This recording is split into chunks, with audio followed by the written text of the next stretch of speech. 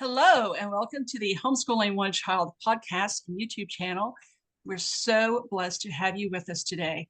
And today we have Amy Bogdan of Amy Bogdan Consulting with us, and we're going to be talking today about a very timely, hard subject, but we do not shrink away from hard on this channel. And it's good for us to talk about these things. And we are going to be talking about crisis homeschooling.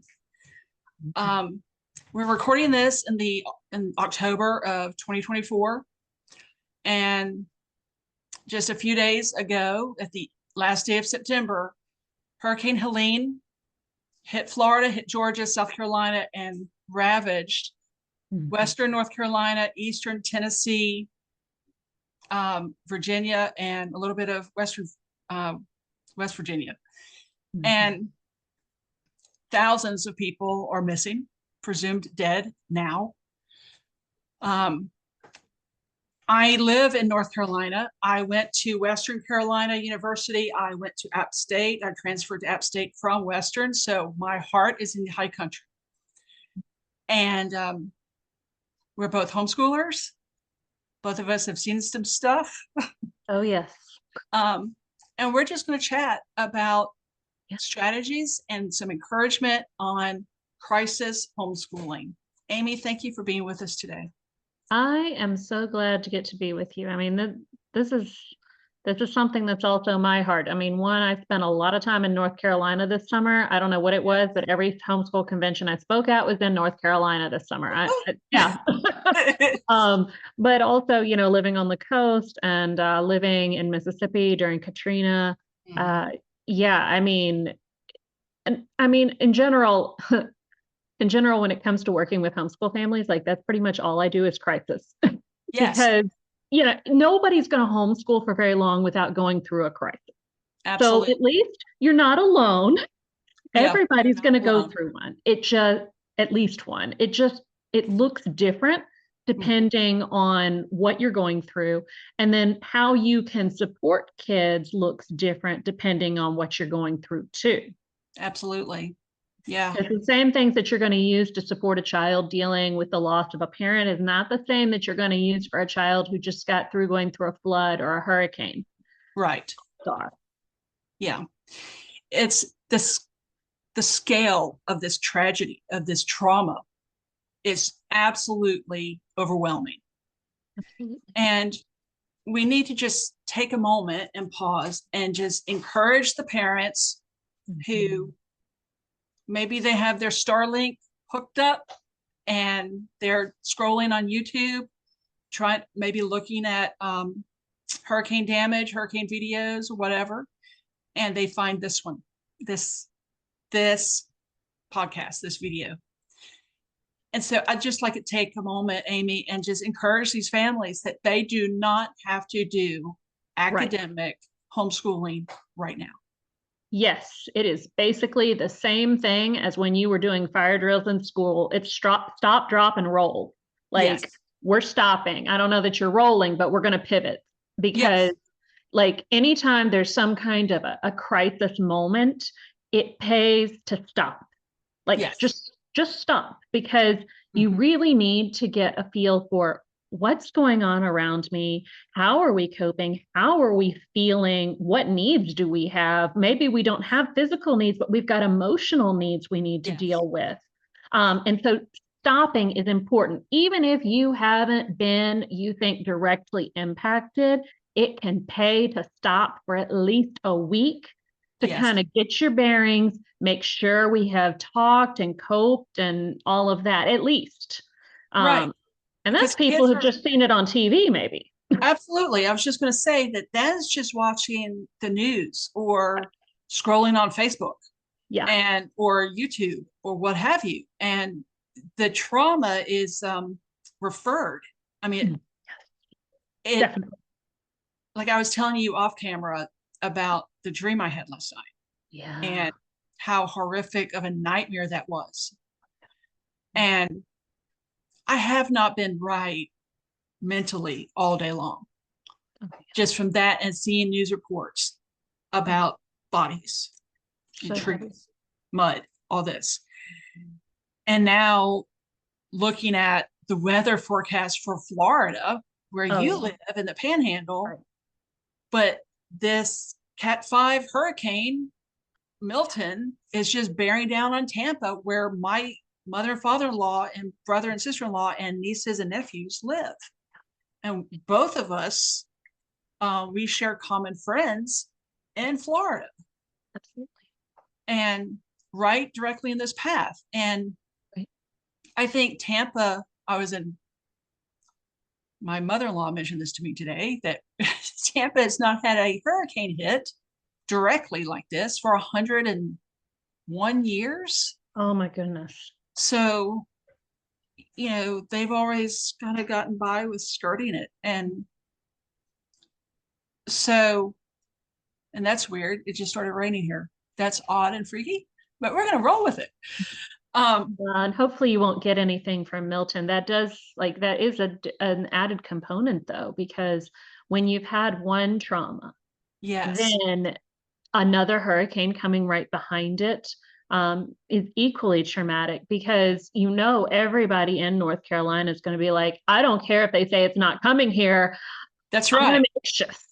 Yes, yes. Mhm. And when I knew that when I was looking, I saw it come up on the weather forecast, and I was like, oh no, what if it turned north and just went up that same?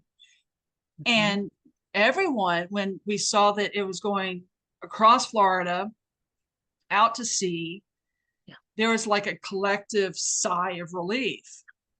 Yeah. But the trauma is very real. And for our homeschooling families out there that, maybe they've lost all their curriculum.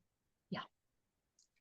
I just want to do not a selfless plug. That's not right either.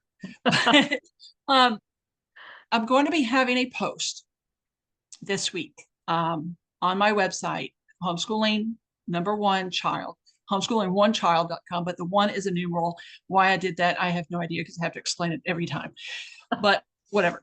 But I'm going to be having a lot of resources on crisis homeschooling and blog posts and a roundup and everything. But one thing that, we want to do is help homeschoolers deal with this trauma and just encourage them that they can put aside books for right now. And if they've lost their books, great. Now it's not the time. But, and just want to encourage those homeschooling families that they need to focus on their physical needs and their mental needs, their mental health. Yes. And And I know those are going to take a long time to recover. yes. And I know you were talking about that you were doing some crisis management during Katrina. Mm-hmm. What can you share with our viewers about crisis homeschooling? And Like we said earlier, the most important thing is to stop during any kind of crisis, because everything's shifting and changing so much. And it's having an impact on you physiologically and emotionally. And if yes, you don't stop, then you can't assess where you're at. So there's that. And also, not to mention, I mean, even if you could keep schooling or going about your normal, it's not going to work very well, because your executive functioning is going to be completely out the window. And yes, children don't have good executive functioning to begin with anyway. right. Um, The best so of there's days. that. Yeah, so there's that. One thing I will go ahead and say is that if a child or a parent, if you're experiencing anxiety, there is nothing wrong with taking something while Yeah, you are in the throes of a traumatic experience. If you go to a doctor, urgent care, they can give you something stronger, but quite honestly, Benadryl is an anti-anxiety that you can get over the counter, and most pharmacists can tell you how much is safe for a child. For yeah, most people, it works really well yes, as a short-term thing. So I always say that, because when we see this kind of trauma, it triggers such big feelings and such big anxieties and hurts that yes, it can often send us into panic attacks. And yes, when we have panic attacks, it feels kind of like you're having a heart attack, It's extremely scary, and you won't know that you're not having a panic attack or that you Absolutely. are having a panic attack. You'll think it's something else, like that there's something deadly wrong with you. Yes. And so being able to have something like Benadryl on hand that you can use to kind of take the edge off of that can at least be a good kind of rescue option. But yeah, stopping. What we need more of right now is you're going to need, first of all, physiological needs. That's number one. Like if we're not safe physically, if we don't have food and water and some kind of shelter, then that becomes our priority. Nothing else matters. Absolutely. But once we establish the basics, the next step is going to be supporting mental health. Yes. And when it comes to supporting mental health, we do want to make sure that kids have as stable of an environment as they can possibly have. So the more I'll say rhythms you can work into your routine, the better. So like, for instance, maybe we get up and we work on, cleaning out some hurricane stuff. And then we sit down and we take a break and eat something. And then maybe we listen to some music on our phone that we like. Yeah. Or as we're going to bed at night, maybe we read aloud for a bit to help us kind of settle down at night. So there's things like that we can work in that are rhythms that can work into the craziness of trying to deal with the aftermath of a hurricane.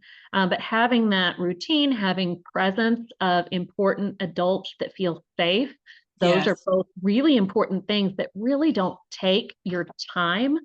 They just involve your presence. Yes. So those and are doing that would help the parents as well. Oh yeah. Yeah. At time together as a family, that is important. Spend time with each other. That's what you're homeschooling right now. It's the relationship aspect. And then there's also like the anxiety component of dealing with some of the feelings. One of the things I mentioned earlier was Benadryl, because that's just a nice, like, quick, easy access kind of rescue option. But I actually had some recurring nightmares myself at one point. And I was working with a private yoga teacher at the time. And she told me, try doing yoga before bed. And like magic, it went away.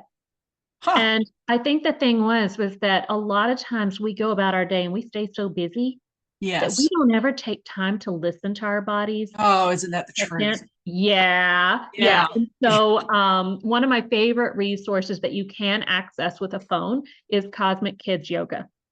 Okay. She's in the UK. She does all these like fun, bright, colorful things, which I love because I'm still a kid, I'm sure.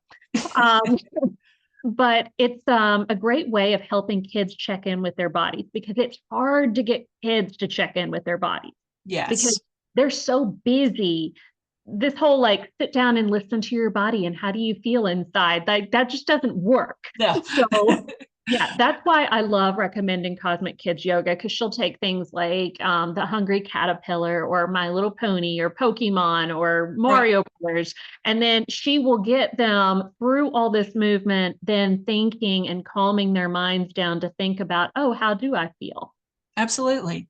And so a lot of times it's good just to have that check. Oh yeah. Just like, how am I doing? Am I doing okay?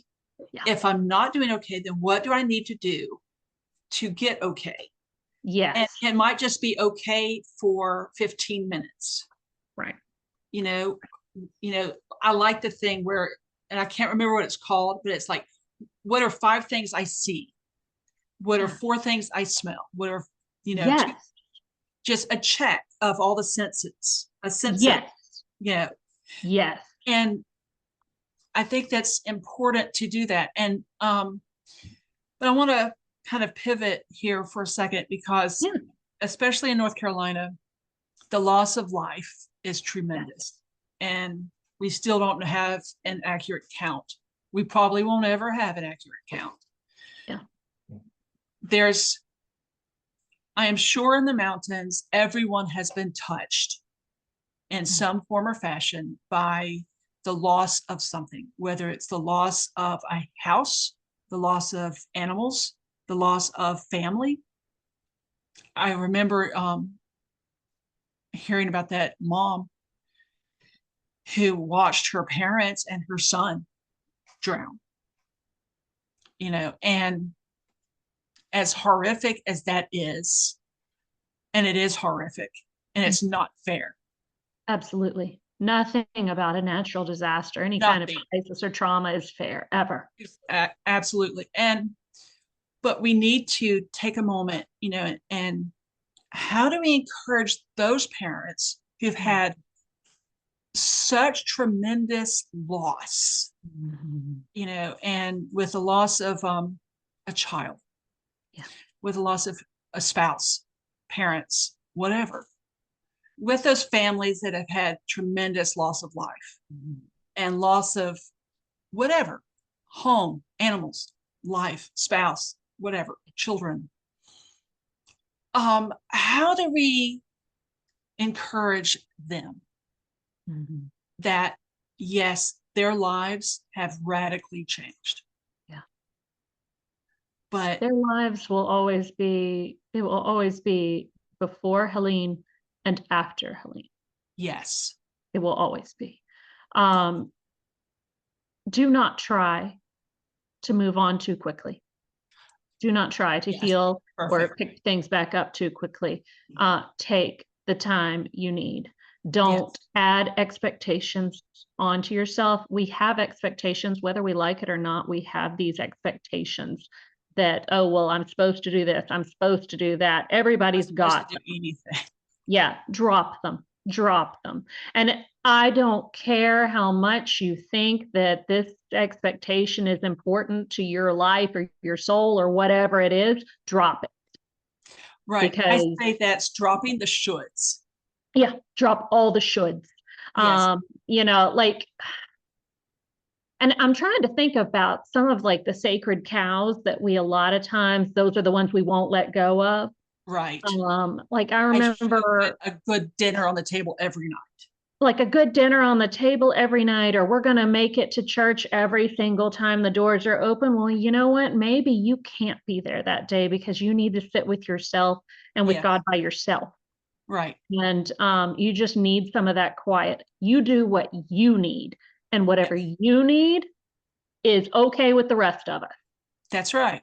And to that extent is don't think that you should get started on homeschooling the academics, because this is showing your kids, I'm just speaking right to you right now, you listener, that right now this is homeschooling, that you are teaching your kids how to deal with this tragedy, and they are watching you, how you're dealing with your own mental health and your needs. And that is homeschooling. It is so true. That is like one of the best lessons that we could ever teach our kids, homeschooling. I mean, how many of us wish that we had learned that when we were younger, that we could, stop and take care of our own needs, that's important. Yeah. Amy, I remember my husband, as you know, was shot and paralyzed 9 years ago this November. And we have very much a before the shooting and after the shooting. Yes. And during that time, homeschooling looked very different for us. I had a kindergartner, and that's the only one because we were homeschooling one child. Yay, brand. But in that moment, I took some really bad advice from my pastors, and I stopped homeschooling in January. Worst decision I ever made. Yeah. But I didn't know enough to think, well, I need to put her in school because she's missing out on academics. But in reality, she was watching me try to deal with something. Right. Try to watch us all deal with something. And when I pulled her back into homeschooling at the beginning of third grade, end of second, whatever, tit for tat, it was such a huge thing because we could finally get back to healing. Yes, because we heal together. Like We heal together. Yes. we heal in community. And I think that's the other thing that I really like to try and remember Mhm. whenever we're healing from some kind of trauma of any kind. It's that we do that in community, but we Right. also do that through the arts, Yes. because those are the things, how it's how we express our feelings. It's Mhm. how we share our feelings with others. It's how people who are no longer here share from their wisdom and their experiences and feelings with us. Yes. And so emphasizing things like, if you've got access to crayons, or sidewalk chalk, or whatever you happen to have that involves creating, Yes. giving kids the opportunity to just create, that's a wonderful thing to do. Listening to music can be wonderful. Uh, Listening to a book or reading a book aloud. Hmm. We had an ice storm when I was a little kid, and we were without power for a week. There was no one getting in the city or out, and it Right. was ice. So we had already used up all our firewood because it was March. Yes. So my dad was going out and finding branches, and we are trying to melt them so that we could burn them so that we could stay warm. But what I remember from that experience as a kid was my mom reading to us at night, uh, Yes. by the lantern. And so, those kinds of experiences, those are the things that are going to be very healing. Yeah. And Art, what Mr. music. Rogers said, Mr. Rogers had such a great mindset on this. He was a And great he man. said, look for the helpers. Yes. There are That so many people in North Carolina that are helping others. I Yeah. went down a highway in my town, um, and I passed tree service trucks from Iowa. Awesome. And there have been tree service people from Canada that came down. Power people from Canada came down and they're here now in the North Carolina mountains to help us, to help these people. And just, you know, do what Mr. Rogers said. Look for those helpers, look for those senses of community, Yes. look Yes. for those places where you can get help. Mm-hmm. You don't have to do this alone. No, you don't. And And you aren't alone. No you're one has forgotten you. I know sometimes it feels like you're forgotten. I remember when absolutely Katrina hit, that it felt like people had forgotten, that people weren't coming in fast enough with help, and that, right. kind of like you're on your own. But you have not been forgotten. No. The rest And of us are still here watching and doing what we can from wherever we absolutely. are. And we have 2 minutes left, but I just want to wrap this up by saying that homeschoolers in these affected areas, whether it's North Carolina, Tennessee, Virginia, South Carolina, Georgia, and Florida, your homeschool family, and I use that term very deliberately, your homeschool family is behind you and will support you in the long haul. Yes. Okay. We're not going to leave you. Mm-mm. We're there for you. That's right. That's right. Yeah. And it will take months, and that's okay. We It's have the okay. time. We Absolutely. have the That's time. the beauty and freedom of homeschooling, right? Yes. And you can learn all the academics you learned from K all the way through 12th grade in 3 years if you need to. So That's you've right. got plenty of time. That's right. Absolutely. Yeah, it's okay. It's okay. Yeah. Amy, thank you so much for being with Oh, us it's today. been my pleasure, Terry. I really appreciate you having me. Absolutely. We'll have to do this again sometime, maybe on a different subject. Maybe a lighter subject. You never Maybe a know. lighter Although subject. I tend to go where there's crises. It seems to That's be my right. I thing. know, right? All right. You can find Amy Bodkin at amybodkin.com. Is that right? That's right. So AMYBODKIN. I was so hoping you would not misspell your own name. What? I Oh, was that so would hoping misspell you would my own not name. misspell. I was like, oh, Amy. I've gotten really good at my own name. It's That's the good. rest of it that's the problem. I hear that. Well, thank you all for being with us tonight. And we just know that we love you and we're praying for you. We're lifting you up, and we will be with you through this whole journey.